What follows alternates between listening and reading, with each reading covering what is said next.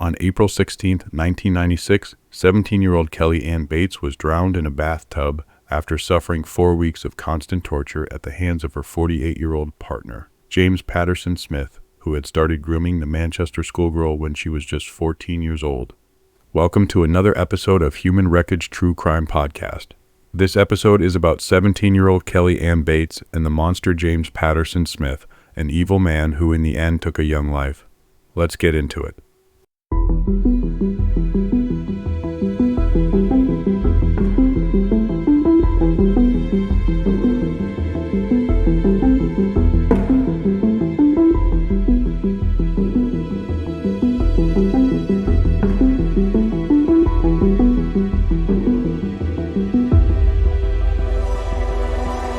Kelly Bates had met Smith while she was babysitting for one of his friends.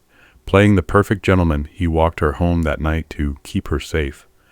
The grooming process was so secretive that Bates' parents didn't even meet Smith until 2 years later when they were finally introduced to the much older man. They had spoken to him on the phone but were completely oblivious to his age. They became concerned immediately after the first introduction. How could they not? Bates was just a teenage girl and Smith was a divorcee in his late 40s. When I first met him, the hairs went up on the back of my neck, recalled her mother, Margaret. While growing up, Bates was a strong girl that loved playing sports. She dreamed of becoming a teacher and she attended college while working for a graphics firm. She had future plans and she had ambitions. However, after meeting Smith, she completely changed. She stopped showering and would spend hours just curled up on the sofa in complete silence. She came home and one side of her face was black. She said some girls had attacked her. I couldn't bear the worry, but I knew if I dragged her away from him, I could lose her, said Margaret. Then one day, Bates came home and told her parents that she had a new job and that she wouldn't be able to see them as much. She left the family home for good on the 30th of November, 1995, and moved into Smith's two-bedroom, semi-detached house in Furnival Road, Gorton. Bates continued to speak to her parents on the phone, but they never saw her alive again.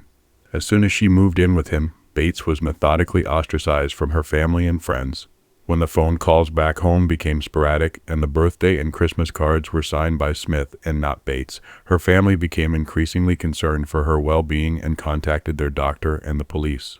However, Bates was never checked up on by either due to the fact that she was now a legal adult. Her parents were apprehensive about going to the house and checking up on her, as they were afraid that their interference could backfire and push their daughter even further away. This is a decision they regret every single day. In the weeks before her death, Bates had suffered unimaginable torture. On the 16th of April, 1996, Smith walked to a local police station and said that Bates was dead. When police rushed to the scene, they found her naked and lifeless body on the bathroom floor. Smith claimed they had been going at it in the bath when she swallowed water and accidentally died. However, it was as clear as day that this was no accident. An investigation showed that Bates' blood was in every single room of the house. Her autopsy concluded that there were over 150 separate injuries on her body. They were not the result of one sudden eruption of violence either. Bates had been systematically tortured over a prolonged period. In the 4 weeks leading to her grim death, Bates had been burnt with cigarettes and branded on the thigh with a hot iron. Boiling hot water had been poured over her feet and her buttocks. She had multiple stab wounds caused by knives, forks, and scissors. Stab wounds were even found on the inside of her mouth. A ligature mark on her neck indicated she had been strangled and she had been tied by her hair to a radiator. At some point during the 4 weeks, her hands and kneecaps had been crushed, rendering her unable to walk and therefore escape. She had been partially scalped. Her ears, nose, mouth, lips, and genitalia had been mutilated. Both of her eyes had been gouged out and her empty eye sockets had been stabbed. It was determined that Bates could have been blinded up to 3 weeks before finally perishing. She had also been starved and hadn't been given water for several days before she died. Before she drowned, she had been beaten over the head with a shower head. Her death must have been merciful, the jury would be told. Bates' father, Tommy, had the grim task of identifying his daughter's body. People called him an animal, but an animal wouldn't do that to another animal. He is a very evil man. I think about how much pain she must have been in, how she must have thought we didn't love her because we didn't save her, said her mother. As it would soon be discovered, Smith had a history of violence towards women.